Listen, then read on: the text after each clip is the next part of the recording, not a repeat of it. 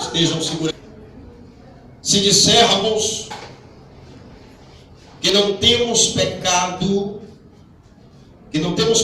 nenhum, enganamos-nos a nós mesmos, e a verdade não está em nós. Se confessarmos os nossos pecados, Ele é fiel e justo. Se o quê? Fiel e justo. Para nos perdoar os pecados e nos purificar de toda a injustiça. Abra sua Bíblia também, Neemias capítulo de número, livro de Neemias, capítulo de número 1.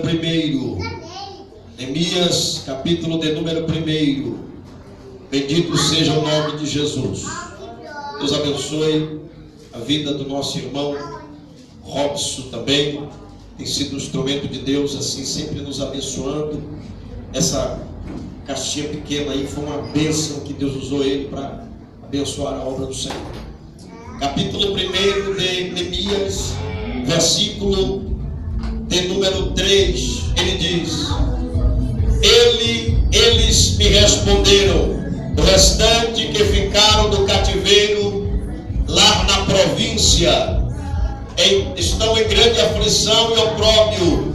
Também está derribando o muro de Jerusalém, as suas portas foram queimadas a fogo. Verso 4 ele diz: tendo eu ouvido essas palavras, sentei-me e chorei, lamentei por alguns dias e continuei a jejuar e a orar perante o Deus do céu. E disse o Senhor, Deus do céu, Deus grande e terrível, e disse ele ao Senhor, que guarda o quê?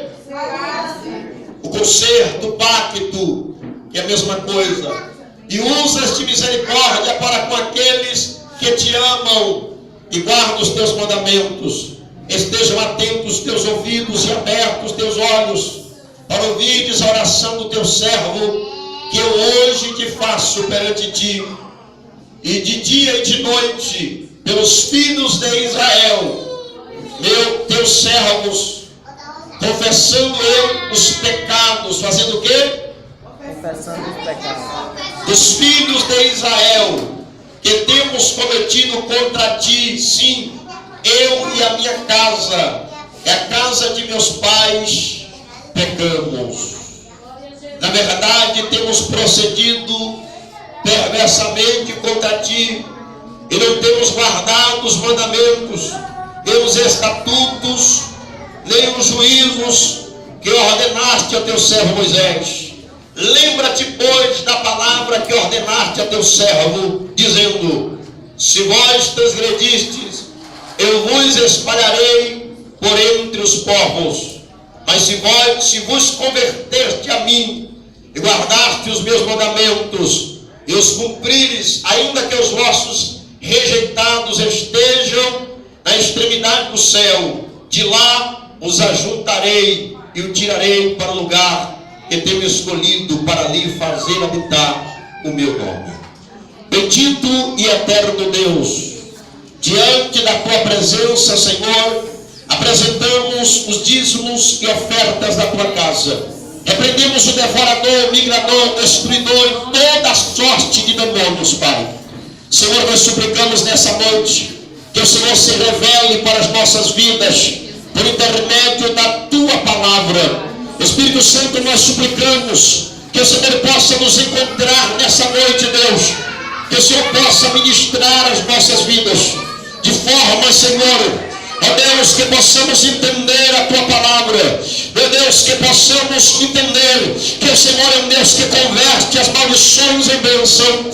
Senhor, e converte nessa noite, Senhor, todo tipo de maldição proferida contra as nossas vidas. Que possamos entender a tua palavra, aplicar aos nossos corações. Deus, em nome de Jesus Cristo, é a nossa oração, ó Pai, que as nossas mentes e corações estejam cativas à revelação, ao entendimento da tua palavra, em nome de Jesus Cristo. Quando diz amém, amém. Aceite-se glorificando a Jesus.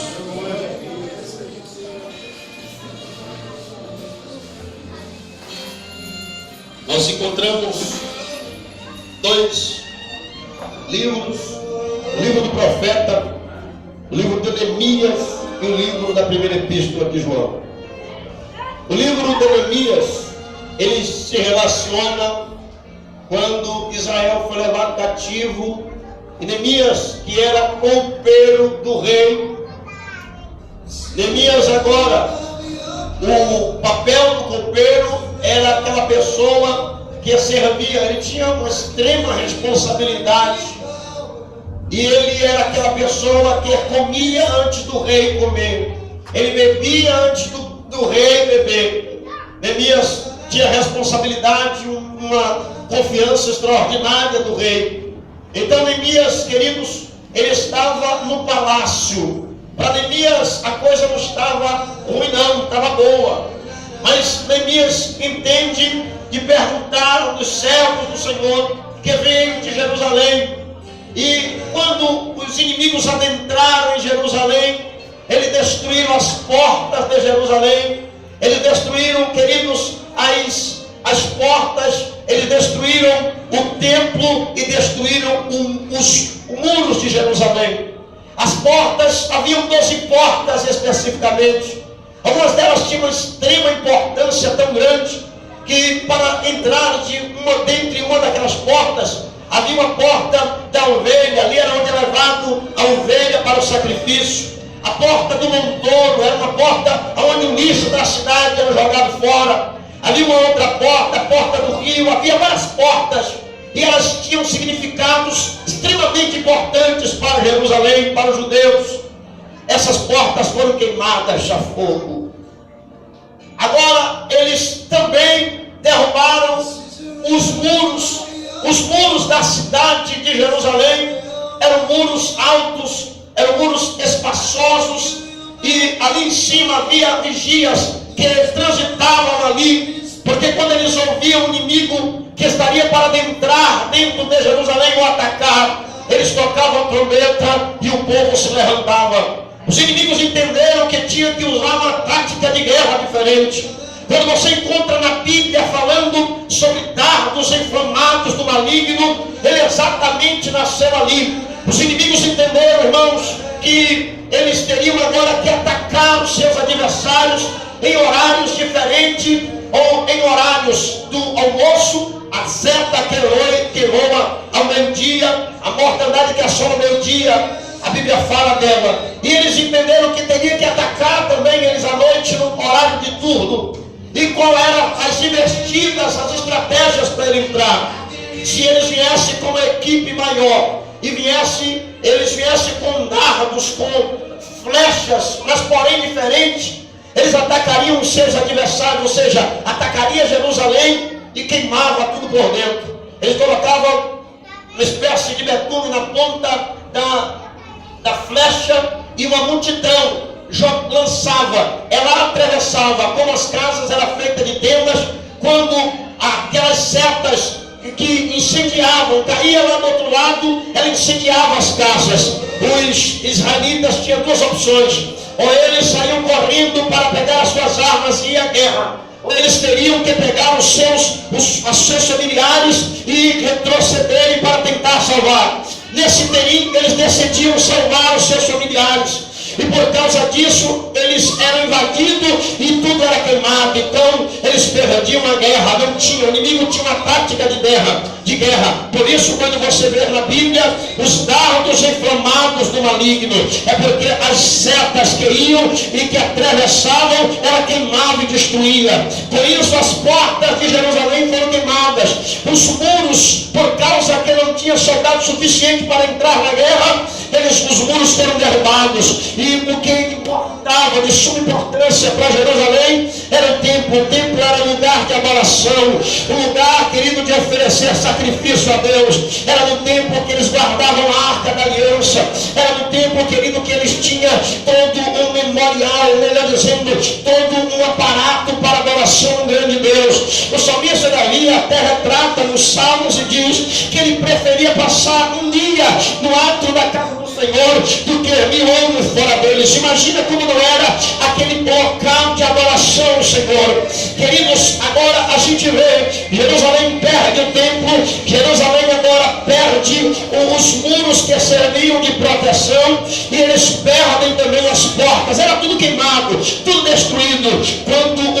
Quando Neemias, queridos, que Deus estava trabalhando no coração dele, ele entendeu, para que aquilo acontecesse, era necessário pelo menos uma coisa que acontecesse, era necessário ter brecha. Por isso que você encontra no livro de Ezequiel, Deus dizendo que ele procura um homem que esteja na brecha, tapando o muro. Porque o que é brecha? Brecha é um local, queridos, que tem acesso a entrar. Se você estiver na janela e ela não houver cobertura do lado de fora, para que quando chova a água não penetre, se houver alguma brecha na ponta dessa água, vai haver pinheira pela lateral da sua parede. Se houver uma brecha nas telhas, vai haver pinheira e até mesmo vai molhar a sua casa. Deus quer colocar alguém na brecha. Então o Senhor olhou dentro de Jerusalém, não encontrou ninguém na brecha. Deus olhou em Jerusalém, não encontrou ninguém na brecha. Sacerdote estava fora da posição, profeta estava desviado, afastado dos caminhos de Deus. Homens que orassem, que clamassem ao Senhor, já não tinham posições, queridos. E ali o inimigo só pode atuar na vida de alguém se ele encontrar uma brecha. A primeira coisa, queridos, que o inimigo precisa para ter acesso a minha ou a sua vida, ele precisa de uma brecha, ele precisa de uma oportunidade, ele é oportunista. Precisamos conhecer as táticas de guerras do nosso adversário. Afinal de contas, nós estamos em campanha de guerra, de batalha espiritual. Queridos, quando o inimigo encontra uma brecha, ele é oportuno. Ele, queridos, não perde a oportunidade. A Bíblia aí se cumpre o que está escrito no livro do Evangelho de João, que o diabo veio senão para matar, roubar e destruir. Ele entrou em Jerusalém, matou, roubou e destruiu. Quantas famílias, quantas vidas, quantos lares, quantos jovens estão sendo destruídos. Por quê? Porque lhe abriram-se uma brecha. Os pais amaldiçoando seus filhos. Alguém faz alguma coisa com um dos filhos e o pai diz: esse menino não presta, esse menino, essa menina parece uma moça. O filho ouve. Satanás pega aquela oportunidade, sabe que o pai tem um direito legal de ministrar sobre a vida dos seus filhos a bênção ou a maldição. Naquele momento, queridos, a maldição é liberada sobre aquela criança. Ela coloca aquilo no ouvido. O inimigo alimenta, colocando nas suas brechas, nos seus locais aonde ele permeia, escola, na rua, quer seja onde ele vá, começa a colocar, irmãos, porque o pai e a mãe dão a ordem, começa a colocar pessoas exatamente que vai inclinar ela para aquele caminho. A Bíblia diz no livro de Provérbios que a maldição sem causa, ela não tem repouso, mas a maldição que tem causa, ela tem repouso. Então comece a ver onde é que está a brecha e comece a trabalhar nessa noite. Neemias, quando entendeu, irmãos, que havia brecha em Jerusalém, o povo pecou, o povo transgrediu, o povo foi idólatra, adorou outros deuses, Neemias começou a entender o poder da confissão. Fala para o seu irmão, diga: o poder da confissão. Neemias entende toda aquela história, ele conhece toda a trajetória, e a primeira coisa, quando ele ouve, ele se empenha a orar e jejuar, e ele toma causa para ele. Neemias fez o quê? Orou, jejuou. Oração é um relacionamento entre o homem e o Criador, é um diálogo. Oração fala de intimidade, e Neemias começou a orar, a conversar com Deus. Nesta oração que Neemias faz, ele entra em jejum. O jejum serve para quebrar o jugo. O jejum serve para você e eu termos sensibilidade a Deus. E o jejum é uma expressão de humilhação. Neemias agora desce diante do grande Deus. E quando ele desce, ele compreende. Ele diz: nós pecamos. Neemias entende, irmãos, o poder da confissão. Ele não vem dizendo: Deus mova, Deus tire, Deus faça. Não! Neemias diz para Deus: nós pecamos. Neemias disse o quê? Nós pecamos. Neemias agora, ele entra na sua oração no coletivo. Ele não diz, fulano pecou, Bertano pecou. Ele disse, nós pecamos. E quando Neemias entende que ele pecou, Neemias entende que todos pecaram e ele vai se humilhar diante de Deus. Aí no livro da primeira epístola de João, ele disse, irmãos, no capítulo 1, no versículo 9, no verso 8 ele diz, se dissermos que não temos pecado, nós nos tornamos mentirosos. Mas se nós confessarmos nossos pecados, Deus é fiel e justo para nos perdoar. Deus é o que, irmãos? Duas qualificações tremendas do Pai. Deus é fiel e justo para nos perdoar. Terceira coisa que ele faz, e nos purifica de todo pecado. Neemias já estava entendendo o que o apóstolo João estaria escrevendo há vários mil anos à frente dele. Neemias entende o poder da confissão. Confessar. O que significa confessar? Confessar é você desabafar, é botar para fora, uma expressão mais singular. A palavra confessar é vomitar, uma expressão minha, é vomitar, é botar para fora. Você encontra isso de uma forma alegórica no livro de Isaías, capítulo 1, versículo de número 5 a seguir. Isaías retrata que Israel, quando pecou, Isaías começa a mostrar que a cabeça estava doente, todo o corpo estava enfermo. Isaías agora começa, irmãos, a dizer que tinha que espremer, tinha que mexer na ferida, tinha que botar para fora. Se alguém chega no hospital e está doente, ao médico, se a pessoa sofreu um acidente de moto e feriu as suas pernas, parte do seu corpo, o médico vai ter que tocar, a enfermeira vai tirar a sujeira do asfalto para não infeccionar aquela pele. Depois ele vem tratando, vai queimando, vai tratando. Se uma pessoa tem um carnegão, um furunco, mais tido como furunco, ele tem que espremer até que saia o carnegão. Queridos, Deus também está desejoso que eu comece a espremer até sair o carnegão. Tem raízes de maldições que vem nos perseguindo e que nós não confessamos. Nós pecamos contra Deus e nós dizemos, só tivemos olhos para olhar para o pecado dos outros e esquecemos de fazer uma introspectiva dentro de nós e uma retrospectiva. Retrospectiva é olhar para trás, examinar na minha cabeça.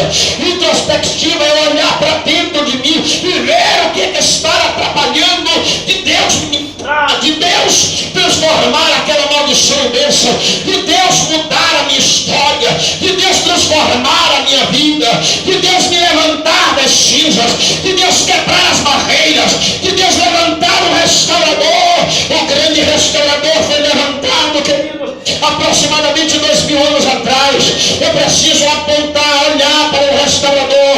Neemias foi o restaurador de Jerusalém, Jesus foi o restaurador dos gentios. Neemias foi aquele que confessou os pecados do povo. Jesus veio e se entregou pelos pecados do povo. Neemias foi aquele que jejumou para que Deus, queridos, trouxesse uma resposta. Jesus Cristo veio como resposta de Deus para mim, para a tua vida. Levanta as tuas mãos e glória a Ele. Aleluia.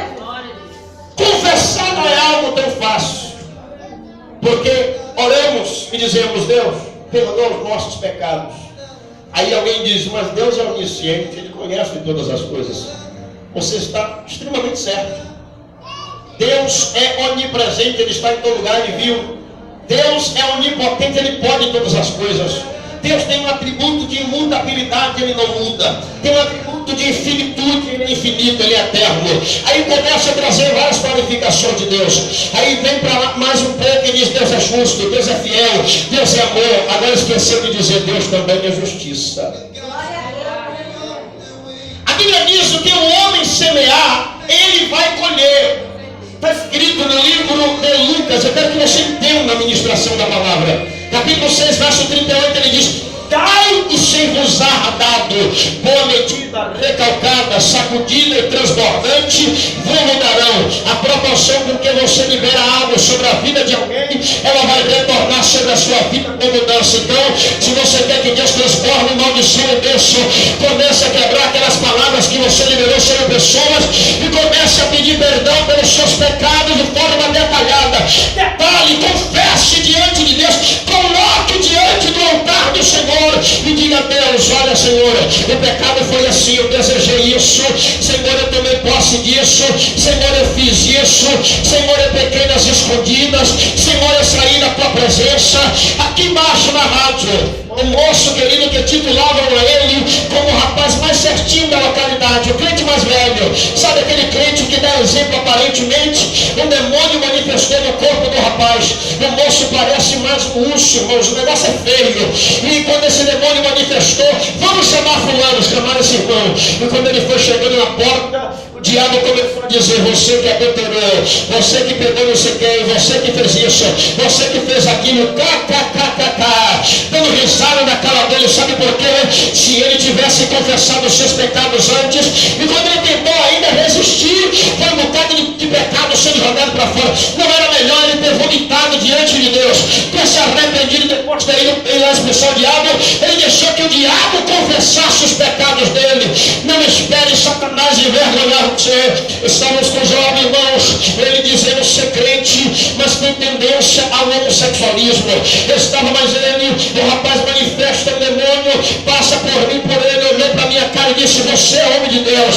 E olhou para a cara dele e disse: você é mocinha, você gosta de homem. Eu olhei para a cara dele e disse: agora, o que é que você vai dizer disso aí?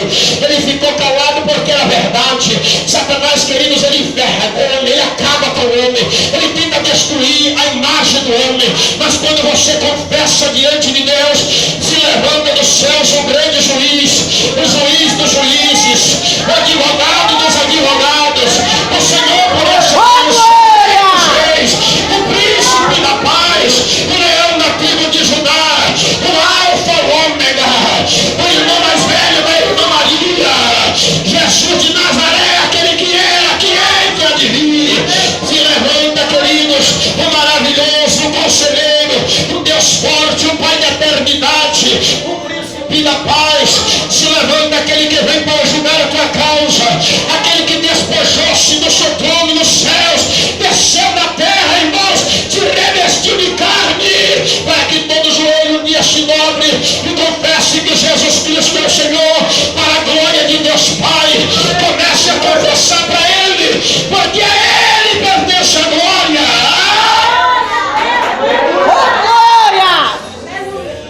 Algumas coisas acontecem quando você confessa. Primeiro, a Bíblia disse: quem confessa e deixa alcança o quê? Alcança o quê? Misericórdia. Quem confessa e deixa. Você tem que confessar e deixar. Sabe, tem coisas que nós precisamos botar para fora. Tem pecados que estão nos corroendo. Tem coisas, irmãos, que nós fizemos e a nossa consciência está dizendo que a hora que nós encontrarmos a oportunidade, nós vamos fazer a mesma coisa. Tem pecados em nossas vidas que ele nos impede de caminhar. Tem coisas, tem pecados em nossas vidas que nos impede, irmãos, de contemplar o que Deus tem para as nossas vidas. Nós, queridos, quando pecamos, o livro do profeta Isaías, ele disse que o pecado faz diferença entre o homem e Deus, ou seja, esconde o homem de Deus. Deus não pode, querido, agir, porque existe uma legalidade, uma ação. Quando a pessoa ela peca e não se arrepende, não confessa, o diabo entra de imediato. Por que Deus permite? Mas não é crente porque a pessoa tem acesso legal para que o diabo entrasse. Você, querido, quando confessa, você está dando acesso legal para que ele saia da sua vida e vá embora. Você está dando acesso legal para que o Espírito de Deus venha, transforme aquela maldição que ele deixou, aquele rastro de Satanás contra a tua vida, em bênção para a tua vida. Até a prova vai servir de vitória, até a aflição vai servir de experiência para você. As investidas de Satanás, quando você confessa, irmãos, vai fazer você crescer um degrau.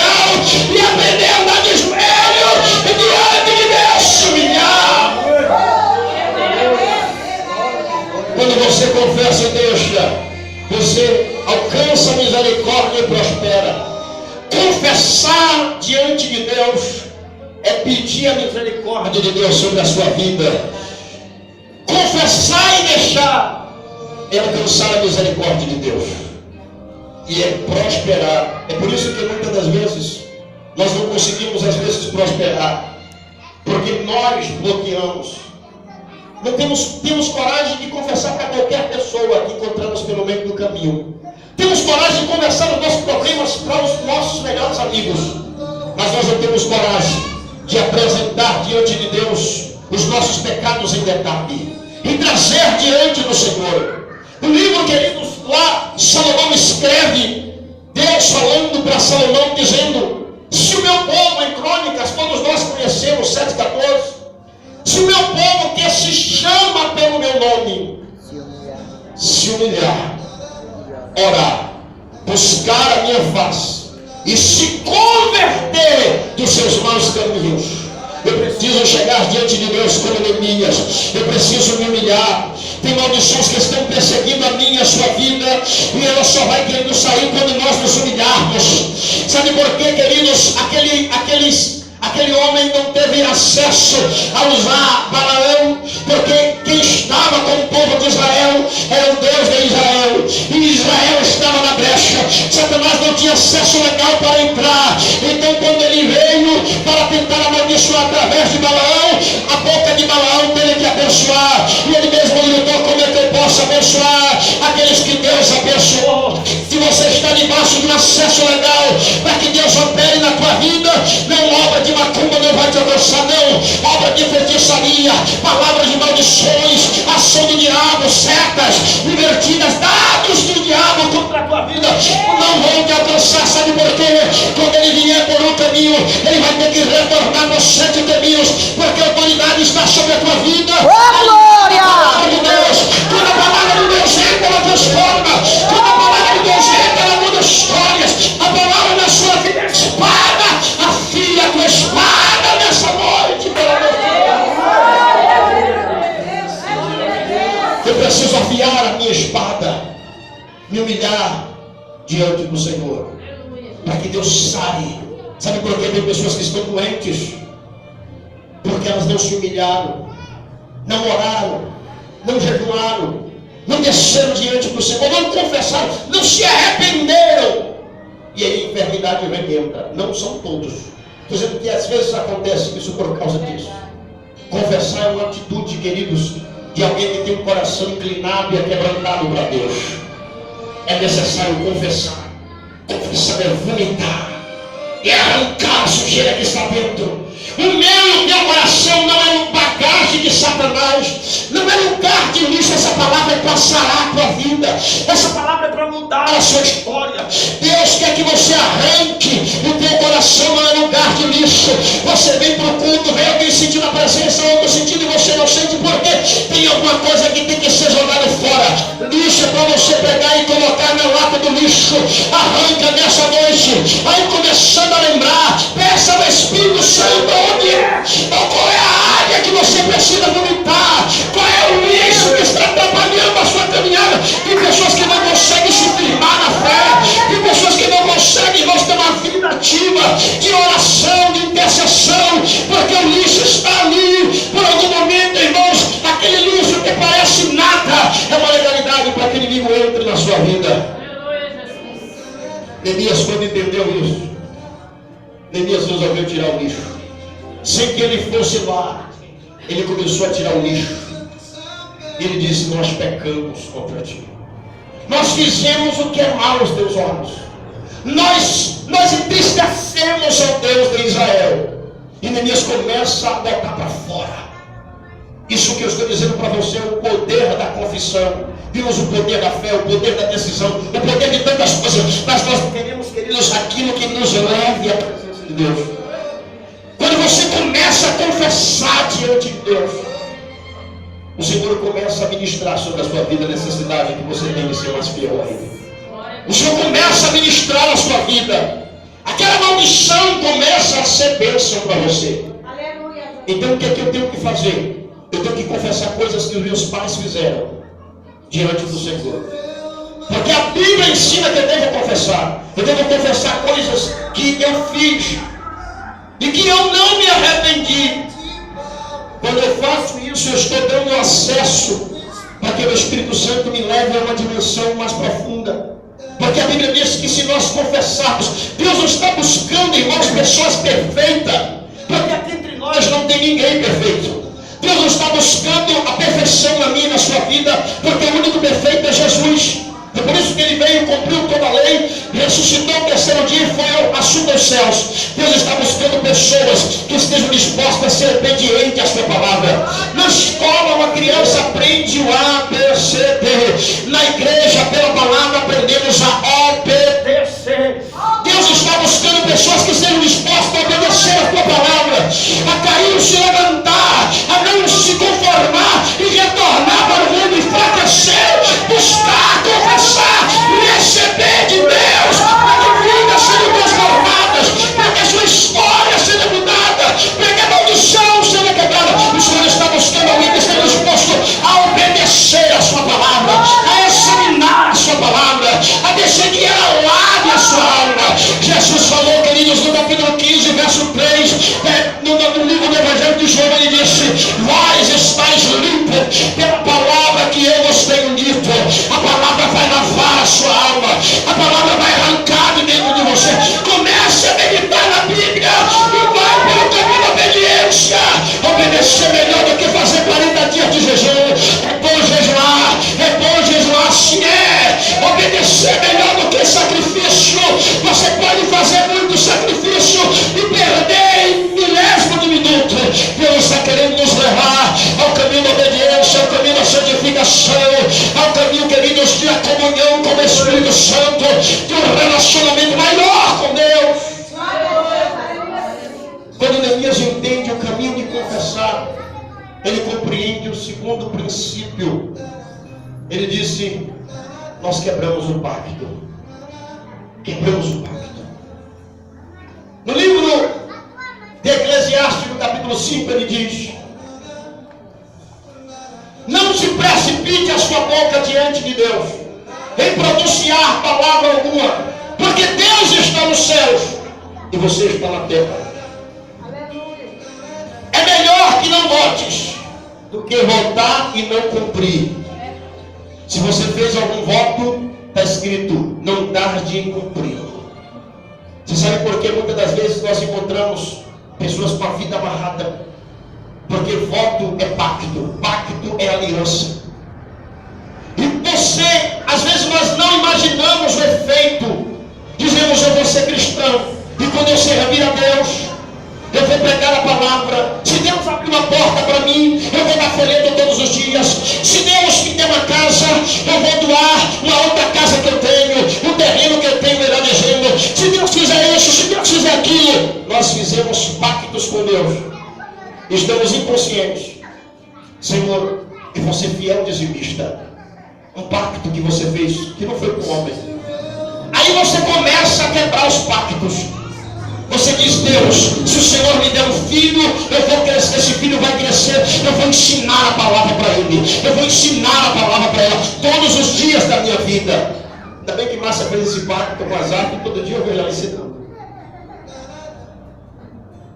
Pacto é coisa profunda. Irmão, vamos fazer 3 dias de jejum. Você faz o primeiro, no segundo dia o irmão já está lá jogando para dentro do pão, de manhã cedo, então deixa o tamanho na goela, se engasgando. Não, eu me esqueci. Aí vou jejuar de novo. Quando dá 11 horas, vem aquele prato de feijão. E aí aquela feijoada, eu esqueci. Quando dá 3 horas, aí vai. Aí quebra. Deus não pediu para você fazer pacto nenhum com ele. Agora, quando você faz, você tem uma responsabilidade. Eu fiz uma oração ontem lá na congregação. E toda vez que você fizer um pacto, uma aliança com Deus, direcionado a um propósito, Deus vai te testar de imediato. Eu fiz uma oração lá embaixo, na congregação ontem. E quando foi hoje, um ancião da testemunha de Jeová, ele me chamou para olhar um terreno, uma fazenda. Eu disse: é laço, mas eu vou, porque eu sei que Deus quer me testar. E quando eu vou para lá, ele não deixou que os outros menores do que ele viessem me evangelizar. Ele veio ele mesmo, o ancião. É como o pastor dele. E ele começou Bíblia. Eu parei para olhar para ele. Eu tenho convicção do que eu creio, do que eu estudei na palavra. Aí eu olhei para ele, eu vi, ele disse: agora é minha vez. E quando chegou na área da Trindade, ele disse que não acredita, eu disse: eu provo. Aí ele começou, ele tem uns versículos decoreba, aqueles que ele guarda só pra gente. Aí eu peguei ele naqueles que ele não guarda e panquei Bíblia. E ele queria jogar a Bíblia. Eu disse: eu vou te dizer uma coisa. Ele queria dizer que o homem é igual ao animal. Eu disse: eu desminto isso aí. Eu dei uma palavra. Eu vou te mostrar. No Velho Testamento aqui, no Novo Testamento, chamei ele para Tessalonicenses 5, 22, 23, que Paulo disse: corpo, alma e espírito irrepreensível para o teu Senhor. E eu disse: agora? Ele não acredita no inferno. Eu recitei o capítulo 25 quase todo para ele. Ele ficou assustado. Ele disse que não crê no inferno. Aí eu comecei a citar capítulo 25, da viúva Nécia, a prudente, até quando Jesus reúne do lado direito as ovelhas e os bodes. Isso aí recitando para ele quase todo. Ele ficou assustado. E comecei a empurrar a Bíblia. Ele ficou meio que nervoso. E eu tranquilo conversando com ele. Eu disse: já gostei de conversar com você. Eu já gostei tanto. Ele disse assim: é bom porque ele ficou nervoso. Deus resolveu, permitiu para provar o pacto que eu fiz com ele de aliança. Depois que eu sou provado, aí eu acho que ele vai chamar mais uns 5 anciões. Aí eu sou ousado. Eu disse para ele: você ouviu falar de um casamento que fizeram na Testemunha de Jeová, aqui no clube ABB? Eu disse: eu ouvi falar um negócio aí, eu ouvi falar. Eu disse: você ouviu falar mesmo? Ele disse: foi. Eu disse: excluíram até o pessoal, não foi? Ele disse: foi. Teve uma palestra, eu digo: foi. Ele: quem foi que fez? Eu disse: foi eu que fiz. Para pirraçar ele. Nunca um pastor evangélico fez um casamento de Testemunha de Jeová. Excluíram eles. Eu disse: foi eu que fiz, para pirraçar ele. Ele: qual foi o nome? Eu dei o nome. Ele disse: é. Aí ele ficou preocupado. Deus vai permitir isso para quê? Porque o diabo conhece a palavra. Se eu quero um pacto acreditando no que ele está dizendo, que o Espírito Santo é uma força ativa, eu provei para ele que Charles Taze Russell, o fundador da igreja dele, nasceu na igreja evangélica, passou pela igreja adventista e criou aquela seita. E ele disse que ela está mais vista no site, no mundo inteiro, é o site que mais tem visto. Eu disse para ele: eu acredito. Vocês têm muito mais anos do que eu. Eu tenho um site simples, já tem mais de 1 milhão de pessoas que olhou. Imagine vocês. Queridos, Deus vai querer que você, vai permitir que você seja provado, para ver se de fato você tem convicção do que você fez com Deus. Tem gente que quando um cara desse vem e diz para ele que o Espírito Santo é uma força ativa, ele se prostra logo, porque não lê a Bíblia, não ora, não lê a palavra, não tem vida com Deus, aí quebra a aliança com Deus. Aí, em vez de começar a vir para a igreja, acaba acreditando que aquilo é verdade. Eu disse para ele: olha, ele disse os sentidos doutrinários dele. Eu disse: o que eu aprendi pela Bíblia, você pode pegar versículos isolados e criar uma religião. Porque a religião é religar o homem a Deus. O diabo falou lá. Ele começou a citar um lugar de passagem da Bíblia. Mas ele entendeu que o que eu estava pregando é a palavra genuína. E o meu pacto que eu tenho com Deus, Satanás não pode. Oh, glória! Se você tem um pacto de fidelidade com Deus, o diabo não pode arrancar esse pacto. Não será as tentações que vai te arrancar da presença de Deus. Não será seita qualquer que vai desfazer, fazer você acreditar neles. Você precisa, você tem que ter um pacto com Deus.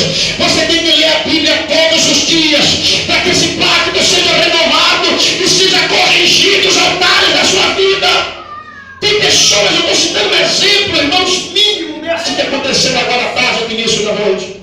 Tem pessoas que por mínima coisa, elas saem da presença de Deus, elas desacreditam no poderio de Deus. Será que se Deus tirar tudo que você tem, você continua fiel a Ele? Será que Deus arrancar tudo que você tem, arrancar tudo que você possui, você vai permanecer fiel a Ele? Você disse: Deus, tu és fiel, eu vou ser fiel, Senhor, se sou me honrado, eu te honro. Cadê o seu elo de aliança com Deus? Aí Deus permite que o inimigo toque em alguém da sua casa, toque em você, toque em algumas coisas, e você começa a expulsar o diabo do sai. Está expulsando o diabo do sai. O diabo tem que sair, mas você tem que tomar uma posição. posição, porque se ele sair e encontrar brecha, ele retorna com mais 7, pior do que o primeiro. Você precisa usar a autoridade que Jesus te deu para mandar que ele saia da sua vida. Restaure a sua aliança com Deus, restaure a sua comunhão. Ei, qual foi o voto que você fez com Deus? Tem votos, queridos, que estão amarrados. O Senhor tem ministrado muito ao meu coração esses dias. Nós às vezes fizemos voto com Deus e nós, queridos, tardamos em cumprir, ou muitas das vezes não cumprimos os nossos votos. Deus entendeu que o pacto foi quebrado. Daniel capítulo 9, eu vou tentar por causa do horário. Daniel capítulo 9 entendeu que o pacto foi quebrado. E Daniel começa a confessar diante de Deus. Se coloque em pé, por favor. Outro dia eu vou entrar mais com relação ao pacto. Quando você fala uma palavra para o seu irmão, para a sua irmã, quando você entra de propósito com ele, a missionária Antônia me trouxe esse pedido de oração. Aí tem líderes, tem pessoas